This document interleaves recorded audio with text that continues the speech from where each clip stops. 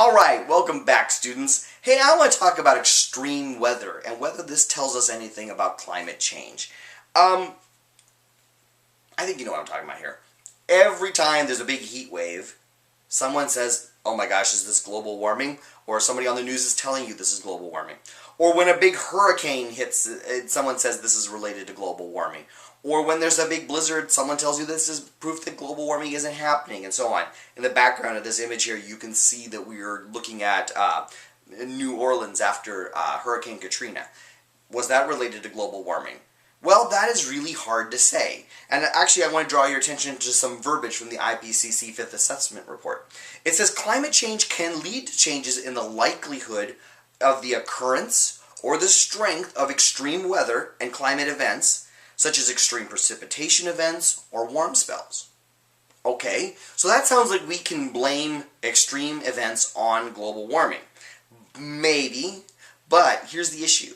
Again, continuing with an actual quote from the report, at present, single extreme events cannot generally be directly attributed to anthropogenic influence. In other words, we can't take Hurricane Katrina and say that one was caused by global warming, or that tornado outbreak, or that unusually warm winter, or that unusually snowy winter. Although the change in likelihood for the event to occur has been determined for some events by accounting for observed changes in climate. Extreme events happen whether there is climate change or not. We can't attribute a particular climate event, like a warm spell, or a blizzard, or a hurricane, or something like that, to an anthropogenic change, but we can describe how the changes in likelihood of those events are happening. Now, I'm going to actually talk to you a little bit about that, because this is an important point that people can often get turned around about. And I'm actually going to be pulling some slides here, actually from another course that I teach, so I apologize, they look a little bit mismatched as we go through this, because I'm just reusing some slides here. But obviously in a course like this, we're going to be seeing lots of evidence for climate change. You know where I'm going with this. We're going to talk about ice sheets and glaciers and greenhouse gas concentrations and all kinds of, changes in sea surface temperature and all that kind of good stuff. We're going to see tons of evidence for climate change. But it's important to understand that not everything that seems like it would be evidence of climate change is actually, from a point of view of science, real evidence of climate change. And to understand why that would be, I want to draw an analogy here. I'm going to draw an analogy between the global warming and the stock market. Because I think people can often think about money type things maybe a little more easily than they can, and a little bit more objectively than they can think about climate. So like, here we go, I'm making a graph here. And see the big dollar sign? This is helping us realize I'm talking about money right now. And so I have some kind of price for a stock of some particular company here. In practice, this is really just random numbers I generated in an Excel spreadsheet. So let's just say, though, that this is a track of the price of some stock. And it's been going up. And in fact, let's just say, recently it hit a record high. And, okay, there it is. It hit some record high. What does hitting that record high tell us about that stock? What does that tell us about other stocks? We're actually pretty good with our human brains about thinking about money in an objective way. And we can answer questions about that pretty rationally. I know that if I continued forward, I deliberately made the dates on this graph in the past, okay, like 2014 or whatever. Well, does this mean that, does hitting that record high mean that now that's the new normal for that stock? My stock in Shruggy Core just hit a record high and that's the new normal. We're going to just keep doing that forward in time? It might. Does it mean that this is a trend that's going to continue? Like if I have been going up and I've been hitting record highs, does that mean it's going to continue hitting record highs? It might. But it might not. It might mean that now it's overpriced and there's feedbacks in the market, like people are trying to sell off and take profit, and the prices are going to go down. In other words, hitting a record high might mean the prices are going to continue to go up, it might mean the prices are going to go down, and it might mean the prices are now just going to stay that way. In other words, it tells you nothing. As exciting and interesting as it is when the stocks in your portfolio hit a record high, It in fact tells you absolutely nothing about what the future is going to be. So see, hitting that extreme event doesn't necessarily mean that, namely that record high of my stock, doesn't necessarily mean anything for what the stock is going to do in the future. It has no information in it. Oh, well, what does that tell us about, I mean, can we take that analogy and apply it to weather and climate? And see, I put that thermometer and that sunshine there, now we're talking about weather and climate. So let's say this is a temperature. Now, I realize the y-axis doesn't make a lot of sense for temperature. Work with me here, okay? But it's the same graph, okay? Let's just say this is the graph of some temperature at some station, and it's been going up and up and up over the period of time or something, or maybe this is global average temperature or something. I don't, let's say it's a station. And hey, let's just say we hit some record high. Does hitting that record high mean that that's the new normal? That station is just going to stay warm like that? I think you and I know it, that won't, but I guess maybe. Does that mean like, oh my goodness, whatever's going on at that station is just going to keep getting warmer and warmer and warmer? I think you and I know probably that's not the right answer, but maybe that could be what's going to happen. Maybe, but not necessarily. Most likely the temperature is going to go back down towards normal. Hitting that extreme event, namely that record high temperature, in fact told us literally nothing about what the temperature is going to do. It might continue increasing, it might be staying at that new value, and it might be going down. We know literally nothing just because we had an extreme event. Just like we know literally nothing about what this means for climate change when we have a particularly hot summer, or when we have a big hurricane, or when we have an unusually strong El Nino event, or when we have some blizzards. Does that mean that global warming is a hoax or something? No. It means literally nothing, okay? We have no way from a single event of knowing what that means. I mean, I want to draw attention to the fact that, like when I made this graph here, again with the dollar sign there, you can tell I'm talking about money again. This was just the price of one company's stock. Well, that might be a good place to have some money, but odds are you don't have all your money in that one stock. And certainly not everybody has their money in that one stock. Knowing that that stock hits some extreme value, like a record high, may or may not be related to the price of other stocks. Let's say this is Apple. It's a tech stock. Does that mean all the tech stocks are going up? It might. Or it might mean that like Apple is kicking the butts of the other company and it's going up while they're going down. In the same way, this is the temperature at a particular station, and it might be related to the temperature at other stations. Like maybe the whole world is getting warmer, or it might not. It might mean that other stations around it or at other parts of the world are unusually cold right now. I mean, just like again turning to the money analogy, maybe while one price of one stock is going up, other stocks are going down as people get out of the stocks of the company that aren't doing well. Companies that aren't doing well and move their money into the stock that's going up. That means that what we are learning about one stock hitting a record high means, again, literally nothing. And in the same way, that can happen in climate all the time. I mean, it's often the case that like if in Omaha they're having an unusually cold winter, it's because most of the cold air masses are moving down over the Great Plains states, and in fact over the East Coast, where sometimes those cold air masses would have been coming down, they're having an unusually warm winter because they're just not seeing those cold air masses very often. So, like for example, if it's unusually warm at one location, it could very well be that someplace else on the continent it's unusually cold, or whichever way around. There's no information at all from a climate change perspective in these extreme events. What would we need to actually have information about climate change? What would we need in order to have actual information about changes in the markets? Well, in like finance, what we would really want to see, more than one stock hit an interesting record high, I mean, that's interesting, but not important necessarily, is what we would want to see is a so-called bull market. And a bull market is a period when all of the, or most anyway, of the stocks are going up. Not just one, but lots of them across lots of different segments of the economy and so on. You wouldn't do that just by looking at a single stock's price. You would use like the prices of lots of stocks, maybe an average or something like that. So like for example, just because it's a term you've probably seen before, in the case of like the markets, you would use something like the Dow Jones Industrial Average, which is the it's a type of weighted average of prices of about 30 stocks that represent lots of different parts of the economy. Some energy, some stocks, some medical stocks, some banking stocks, and so on. And if the average of lots of different stocks and lots of different parts of the economy are going up, that's interesting. That's potentially important. It can tell us something important, that all these stocks, that's a real change in the market. In climatology, we would want the same sort of thing if we were looking for evidence of global warming. We're not looking, when I'm talking about global warming, at just like a single location and saying, how is its temperature changing? I want to see how the whole planet is changing, or at least very large regions like the polar regions or the tropics or so on.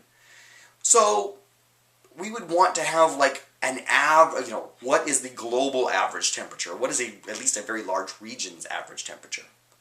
And that's why, like in finance, it's a big deal when the Dow is trending up. If you pay any attention to finance and you listen to Marketplace on the radio, or you look at it on your Yahoo Stocks or whatever kids do these days, you got an app on your phone, whatever, you know that mostly the market just bounces around. The Dow goes up, the Dow goes down. It's no big deal. But when there's a long-term trend of it going up in a bull market, that's a big deal. That's real changes going on in the economy. And that's why, similarly, because it's an average across lots of different stocks, right? And in lots of different parts of the economy and lots of different industries and so on. And in the same way in climatology, that's why it's a big deal when like global temperatures are going up. Or like you see in the top panel of this diagram here. Or like when all the temperatures over ocean stations like buoys and so on are going up. Or when all the values over land are going up. Okay, that is meaningful. Something is really going on. The same graph just showing that one station was getting warmer or something would be interesting, but wouldn't be in any way evidence of global warming. That being said, though, it's not like there isn't a connection between extreme events and global warming, especially heat waves. Heat waves and other ways of having record high temperatures are certainly memorable and certainly have a big impact. But we measure climate change based on long-term averages, which aren't necessarily moved all that much by a period, an unusually warm summer or something like that. Okay, if you have a particularly hot summer, how much did that change the 30-year average of the temperature? Probably 1/100th of a degree or something like that. Extreme events are certainly important, and extreme events certainly do make headlines, and they might be due to global warming, because global warming is going to make these things potentially more likely, but they are not as, I'm going to say here, they're not as important as the overall temperature increase of the Earth. That is, again, I stole this from another course. I would say in a 500 level course, it's more nuanced than that. Extreme events certainly are important. As extreme events become potentially more common, particularly heat waves become more common, well, there often will be the case that, like, creatures can survive temperatures this high, but don't breed successfully if the temperature is a little bit warmer. So if you have more and more times that it gets that hot, well, then you start like diminishing the, having the species reduced and so on. So it's a little more nuanced than not as important as the overall increase in temperature of the Earth, although I would still say the global average temperature increasing is more important than these local extreme events. So even though an individual extreme event can't really be attributed to global warming or something like that, we certainly can talk about how frequently these kinds of extreme events happen and attribute that to global change. I'm going to be showing you a diagram that comes from the IPCC report that kind of helps explain what's going on. You see this sort of bell-shaped curve here? For the current time, just focus on the dotted line, okay? We're going to be learning more about what this diagram here is in a little bit. But what this is a diagram called a probability density function, or a PDF. And a probability density function is kind of a wonky, technical kind of diagram that is used to show how a random variable like global mean temperature, or temperature at a station, or rainfall events, or whatever are distributed. You can kind of think of it as like a histogram, where at different temperatures you're seeing, based on how high that dotted line curve is, how often that happened. There are differences between a histogram and a probability density function, but for now, that's okay to think of it that way. And the way you interpret a probability density function like this has to do with the area under the curve between, like over a range along the x-axis. So for example, if you look along the x-axis of this diagram, and again focusing just on the dotted line right now, like they're showing temperatures lower than some temperature, there's no scale on here, but like see how at some place along that temperature scale of the x-axis there, from there down, colder to the left, they've colored in the area under the curve in blue. That area under the curve, which again, if you're a survivor of like calculus, you know this is really an integral and so on, is proportional to the probability that that's going to happen. So you will have a temperature in that, you know, range of blue temperatures there, between, you know, on that x-axis there, with a probability that's proportional to that blue part of the graph there. Whereas, for example, if we look at like the red one there, see how like from wherever we are on the x-axis there to the right then, see how there's an area under that curve there again that is associated with what's the probability that we will have a temperature in that range. And this is kind of a useful thing, and in fact when we're doing it very explicitly using integrals and so on, it's a very quantitative thing. Right now we're just using it to think about the idea of extreme events. And what you see here is like that little blue area under the curve there, well that's the probability that the temperature will fall in that range on the x-axis, and that little blue area is not very big compared to the rest of the curve. It is a relatively small probability that that's going to happen. In contrast, like look at this area that I have marked over here near average. Well, they didn't color in the area under the blue, under the dotted line there, you know, with some color, but that area is huge. The area under the curve is much, much larger than the red and the blue area right there. The probability that your temperature will be near the average, maybe a little above or maybe a little below, is actually pretty high. On the other hand, like if you go farther off to the right on the diagram there, you see that the probability that the temperature will fall in that very high tail of the distribution, tail, the little tapering off piece of the PDF, is quite small. Alright, so this diagram is just giving us a sense of like the relative probabilities of things happening. Again, if we were like in a stats class, we could be integrating this curve and getting really quantitative information about that, but that's not where I want to go with this right now. So what we have here on this PDF is they've actually shown two different curves. The dotted line is supposed to represent the probability density function of temperature at some location before global warming happened, like pre-industrial values of the temperature distribution. And that solid line is supposed to represent the probability density function of temperature at that station after global warming. And you can see that it is shifted a little bit to the right on that diagram there. It is supposed to be indicating that the whole thing got a little bit warmer. But notice that an increase in the overall mean of the temperature, which was only shifted a little bit away, means that there will be fewer cold events. See how the area under the solid curve is much, much smaller than the area under the dotted curve for the cold values? And there will be more warm events. See how the area under the solid curve that's red is much, much bigger than the area under the dotted curve? Just by a small increase in the average temperature, we have greatly increased the probability of these extreme warm events. And we have greatly decreased the probability of these cold events. I'm going to tell you about something we do in the ATS105 class, the Science and Climate Change class. They watch a little video from the Simpsons in which Lisa Simpson is explaining to her father, Homer, that global warming means that there will be more extreme events, both hot events and cold events. And there's a blizzard or something going on, and he's going to go shovel 6 inches of global warming, I believe is the joke. And she tells him that, hey, global warming means that the planet there'll be more cold events and more warm events. And it's an adorable scene in the show, and it's actually wrong. We aren't expecting more cold events. Cold events will still happen, but with lower probability. We're expecting more warm events and fewer cold events. Another way that we could think about possibility of climate change is that it's often the case, though, that we will be increasing the variance of temperature. There'll be a broader range between the coldest days and the warmest days.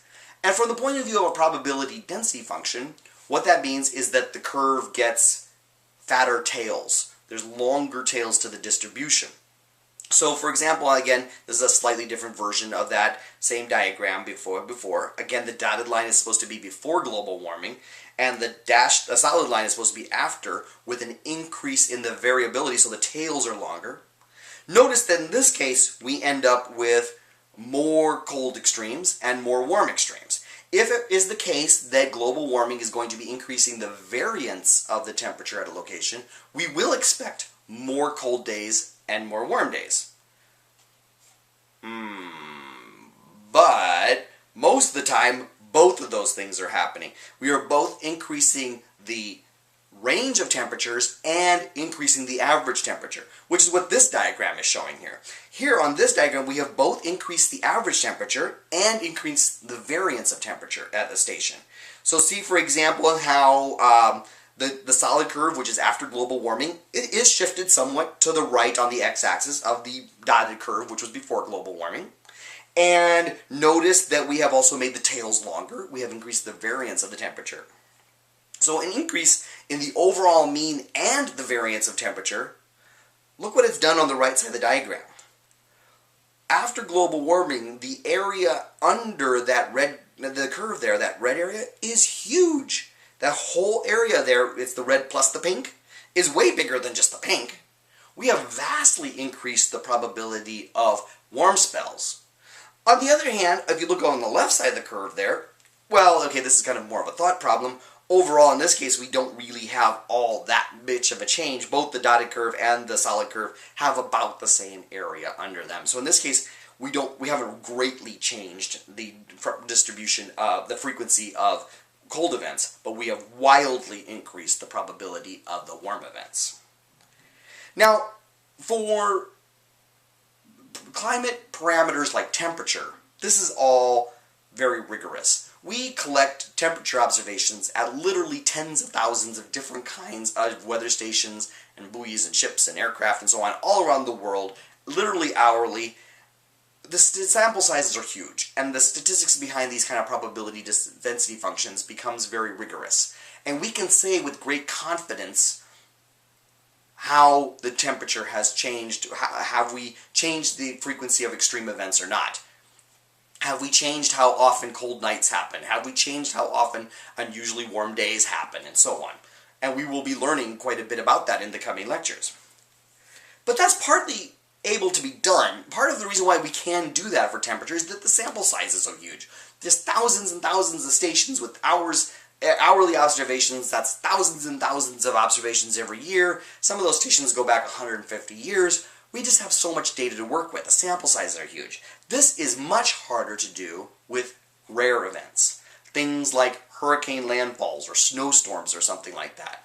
I know a lot of people want to attribute, say, the changes in the number of hurricanes to global warming. And if you've taken my tropical meteorology class as an elective in the environmental science program, you know I kind of think it might be. I think that there is some reason to think that the increase in the number of hurricanes we're seeing worldwide is related to global warming, but that is much more difficult to prove statistically because there just aren't that large sample sizes. Whereas we might have hundreds of thousands of temperature observations every year worldwide. Oh, it's more than that. It's probably tens of millions. You know, worldwide there was maybe 70 hurricanes last year. The sample sizes just aren't that large. It becomes much more difficult to do the statistics of these probability density functions and prove. Again, we aren't going to prove something like that in this class. Take a stats class to learn how to do that. But to do your hypothesis testing and so on to prove that we are getting more hurricanes due to global warming. We just don't have the sample sizes to do that. Same with like freak tornado outbreaks or freak snowstorms or something like that. We just don't have large enough sample sizes to make that work. Alright, so where are we going with all of this? In the next lecture, we're going to start taking apart further chapters in the IPCC 5th Assessment Report. Just to throw some verbiage here at you. As this chapter has shown, understanding the climate system and changes in it continue to advance. The notable scientific advances and associated peer-reviewed publications since the 4th Assessment Report can provide the basis for assessment of the science that's going to be found in chapters 2 through 14, which is where we're going. We're going to start now in future lectures talking about the further chapters. So we're going to be going through most of the rest of this module through chapters 2, 3, 4, and 5 that assess information from all climate system components. This is going to be things like the atmosphere, including the stratosphere, land surfaces, oceans, the cryosphere, the water cycle, evaporation, precipitation, soil moisture, runoff, floods, droughts, etc. We're going to learn about these on different timescales, including paleoclimate. That's where we're going with this. Pretty much the rest of this module is going to be about climate change indicators as we observe them. Later modules in this course is going to be about like how we model them and so on. Alright, sounds like a good place to be going. Hey, let's answer a couple quick questions before we're done with this lecture. Question 4. It was 75 degrees here in southern Indiana on Christmas Day. Is that evidence of global warming? A. No, because extreme weather events happen in all climate regimes. B. No, because I don't have any idea what the normal temperature is at that location. C. No, because I don't know anything about what the weather was like at other places. Or D. All of the above. Notice I don't give you a choice of yes. Yeah, it's not evidence of global warming. Make a choice from those 4 options though as to what's the best answer and get a little feedback before you move on to question 5.